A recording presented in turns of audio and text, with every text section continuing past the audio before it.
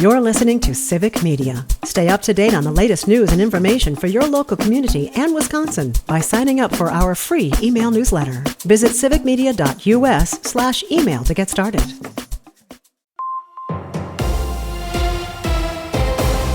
Civic Media News. I'm Terry Bell. Here's what Wisconsin needs to know. Donald Trump in Juneau yesterday. It's his fourth campaign event in Wisconsin in 8 days. Republicans are said to be concerned about the enthusiasm and turnout machine behind Kamala Harris. They say that Wisconsin is probably the toughest of the swing states to win. I don't think so at all. I don't think so. Wisconsin has been decided by less than 1 percentage point in 4 of the last 6 presidential elections. The latest Marquette poll has Harris with a 4-point lead.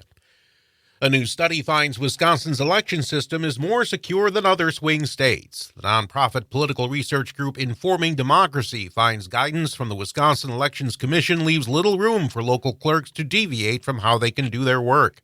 46% of Wisconsin voters tell the Marquette poll they've stopped talking to some friends, family, and coworkers over politics. Jane Gomez is a conservative from West Allis who says she plans to vote for Donald Trump. I think that we jump to conclusions too soon on both sides that we're not willing to discuss. Sharonda Orridge of Minneapolis says she's voting for Kamala Harris because she's concerned about preserving democracy. It's closer to my vision than what I see for Donald Trump because he don't see people. He just sees himself. The Marquette poll shows voter divisions are starker now than the last 2 election cycles. Last month was one of the driest Septembers in Wisconsin since 1940. Climatologists say Wisconsin's total rainfall for the month was a little more than an inch. Most of Wisconsin's counties reported rainfall between 2 and 3 inches below normal. Forecasters blame an area of high pressure over the southwest and into the Pacific Ocean.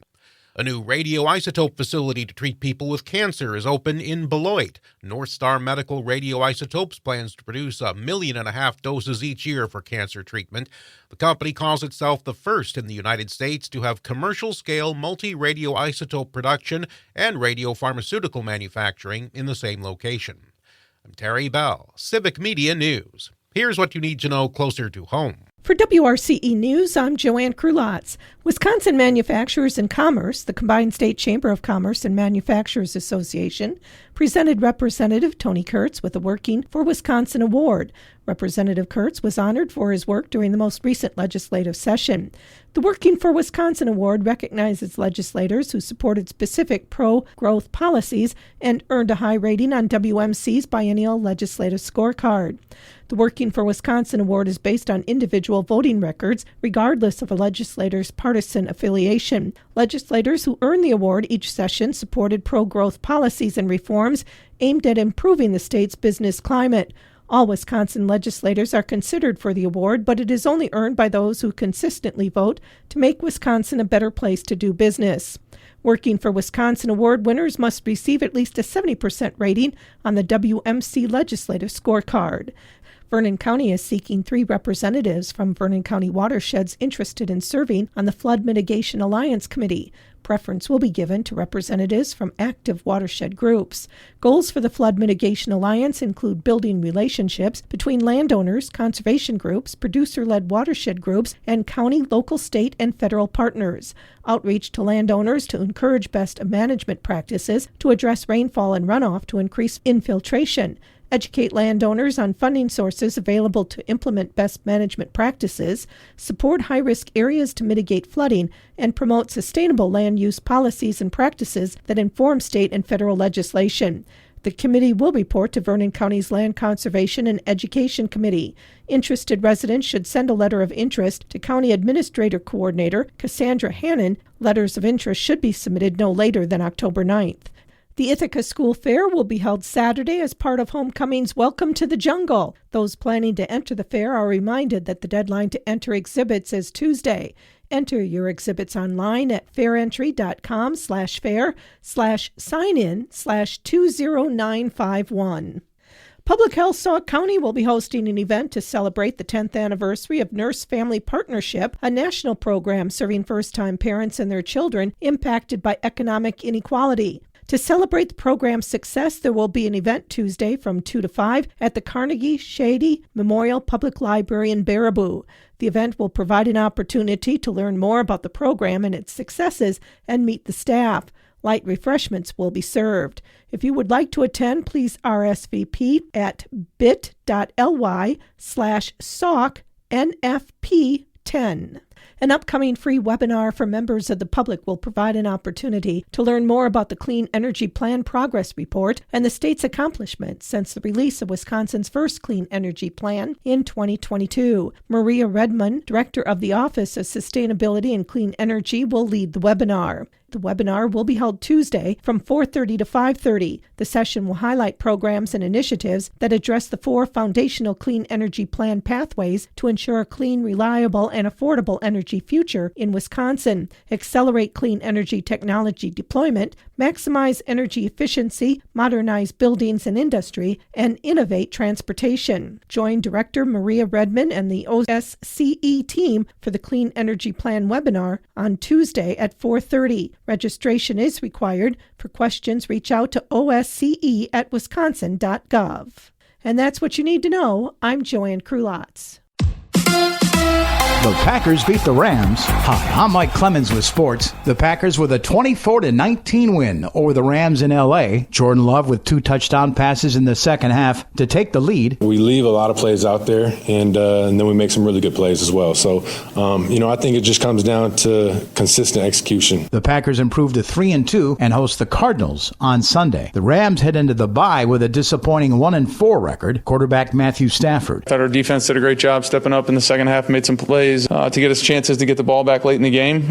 We just didn't do quite enough with it. College football, the Badgers with a decisive win over Purdue, 52-6 over the weekend. Up next, they play Rutgers. Luke Fickell on what he saw from running back Darian Dupree. That right there, you kind of see like, oh, there's 2 guys on him, and he's pretty close to breaking that thing clean open. I think that it's pretty bright in that room with some of those guys. That's Wisconsin Badgers head coach Luke Fickell. With sports, I'm Mike Clemens. Princess Diaries fans will be glad to know that the 3rd installment of the franchise is proceeding as planned. The project just announced that Crazy Rich Asians writer Adele Lim has signed on to direct. Anne Hathaway is expected back for Part 3 and said she's thrilled with Lim's involvement. Crazy Rich Asians grossed $174 million at the domestic box office. Princess Diaries 3 is set to begin filming next year. Hey, who wants to feel old? Rapper Eminem announced that he is about to become a grandfather, and he did it in the best way he knows how, during a video for his new single, Temporary. The song is part of his album, The Death of Slim Shady, and is dedicated to his daughter, Haley Jade. Haley appears near the end of the video. After a montage of her and Eminem throughout the song, she gives him a football jersey as a gift with the word Grandpa over the number 1.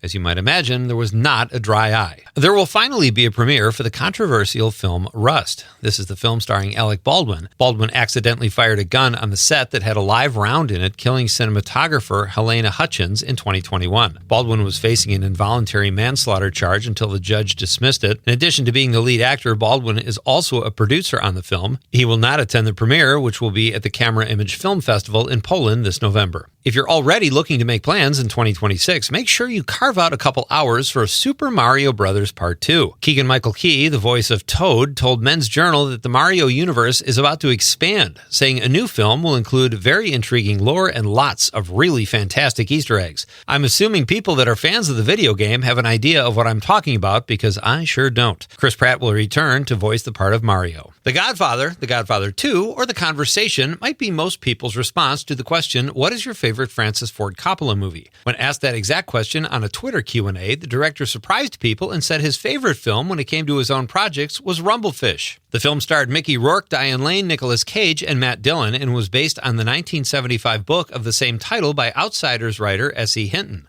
Might be time for a rewatch.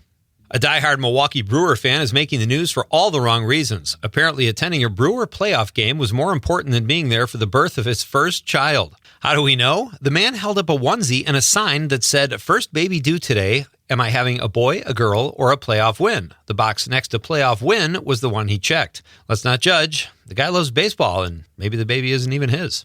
For more showbiz fun, tune into Nightlight with me, Pete Schwaba, weeknights from 6 to 8 p.m. on the Civic Media Radio Network.